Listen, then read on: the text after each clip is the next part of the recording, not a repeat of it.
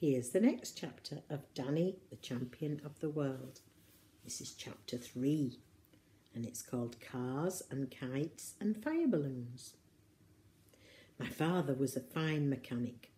People who lived miles away used to bring their cars to him for repair rather than take them to the nearest garage. He loved engines. A petrol engine is sheer magic, he said to me once.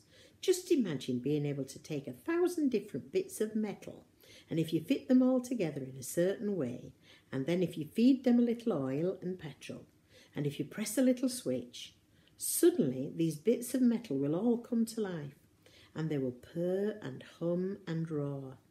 They will make the wheels of the motor car go whizzing round at fantastic speeds. It was inevitable that I too should fall in love with engines and cars. Don't forget that even before I could walk, the workshop had been my playroom, for where else could my father have put me so that he could keep an eye on me all day long? My toys were the greasy cogs and springs and pistons that lay around all over the place, and these, I can promise you, were far more fun to play with than most of the plastic stuff children are given these days. So almost from birth I began training to be a mechanic. But now that I was 5 years old, there was the problem of school to think about. It was the law that parents must send their children to school at the age of 5, and my father knew about this. We were in the workshop, I remember, on my 5th birthday, when the talk about school started. I was helping my father to fit new brake linings to a rear wheel of a big Ford, when suddenly he said to me, "You know something interesting, Danny? You must be easily the best 5-year-old mechanic in the world." This was the greatest compliment he'd ever paid me, and I was enormously pleased. "You like this work, don't you?" he said. "All this messing about with engines." "Oh, I absolutely love it," I said. He turned and faced me and laid a hand gently on my shoulder. "I want to teach you to be a great mechanic," he said. "And when you grow up, I hope you will become a famous designing engineer, a man who designs new and better engines for cars and aeroplanes, and you will need a really good education for that. But I don't want to send you to school quite yet.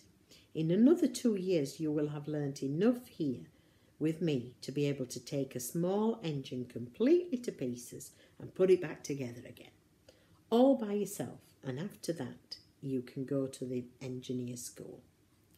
You probably think my father was crazy trying to teach a young child to be an expert mechanic, but as a matter of fact he wasn't crazy at all. I learnt fast and I adored every moment of it, and luckily for us nobody came knocking at the door to see why I wasn't going to school. So 2 more years went by, and at the age of 7, believe it or not, I really could take a small engine to pieces and put it together again.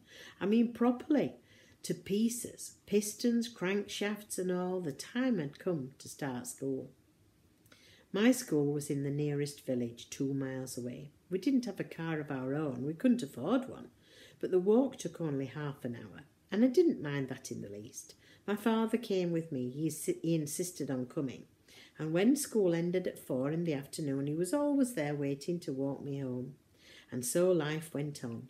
The world I lived in consisted only of the filling station, the workshop, the caravan, and school. And of course the woods and the fields and the streams in the countryside around. But I was never bored. It was impossible to be bored in my father's company. He was too sparky a man for that. Plots and plans and new ideas came flying off him like sparks from a grindstone. "There's a good wind today," he said one Saturday morning. "Just right for flying a kite. Let's make a kite, Danny." So we made a kite. He showed me how to splice 4 thin sticks together in the shape of a star, and with 2 more sticks across the middle to brace it. Then we cut up an old blue shirt of his and stretched the material across the framework of the kite.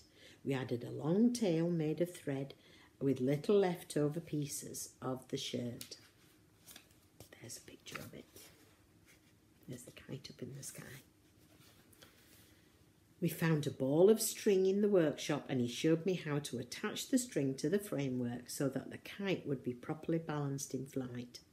Together we walked to the top of the hill, behind the filling station to release the kite. I found it hard to believe that this object, made only of a few sticks and a piece of old shirt, would actually fly. I held the string while my father held the kite, and the moment he let it go, it caught the wind and whoosh, it soared upwards like a huge blue bird. "Let out some more string, Danny. Go on, as much as you like." Higher and higher soared the kite. Soon it was just a small blue dot dancing in the sky miles above my head, and it was thrilling to stand there holding on to something that was so far away and so very much alive.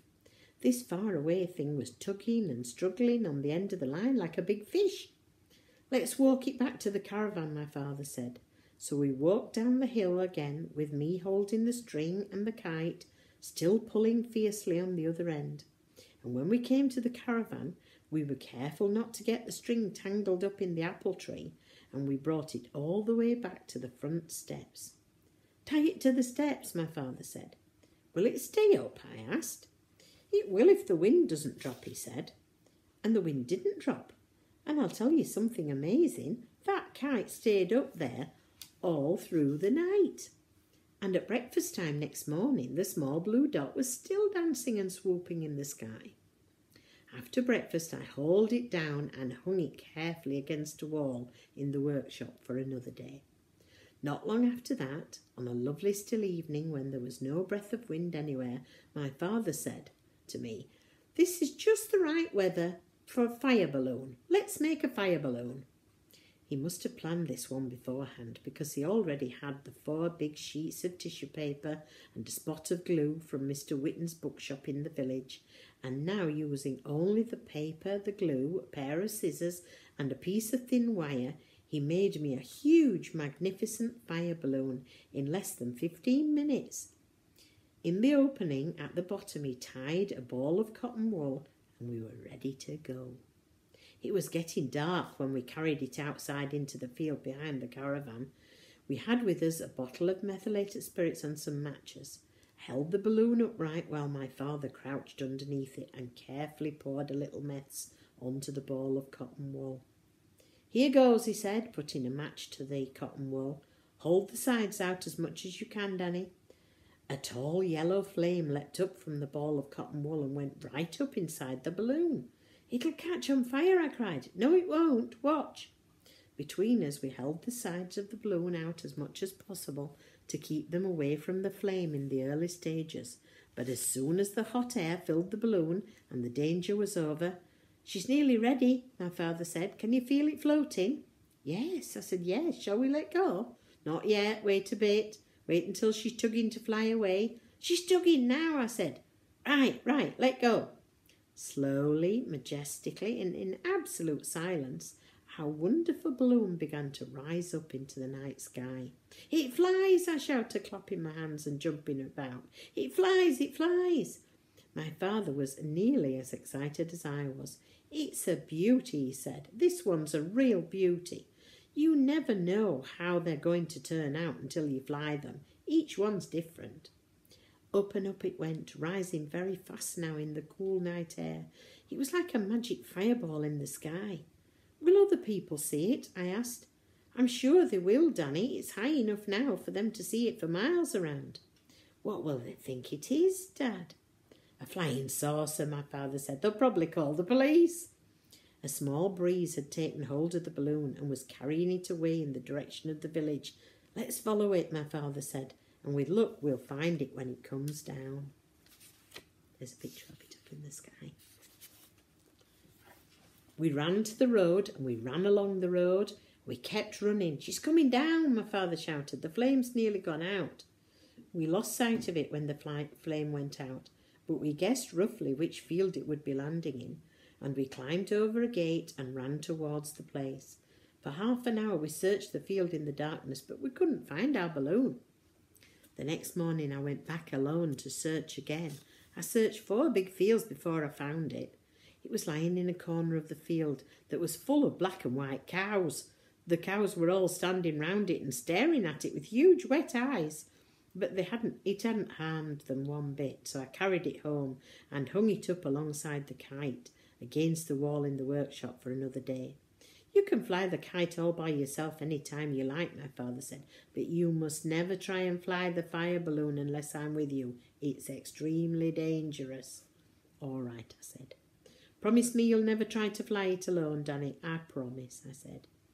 Then there was the tree house, which we built high up in the top of the big oak at the bottom of our field, and the bow and 4 long ash saplings, and the arrows flighted with tail feathers of partridge and pheasant, and stilts that made me 10 feet tall, and a boomerang that came back and fell at my feet nearly every time I threw it.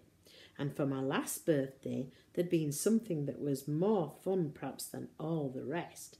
For 2 days before my birthday, I'd been forbidden to enter the workshop because my father was in there working on a secret.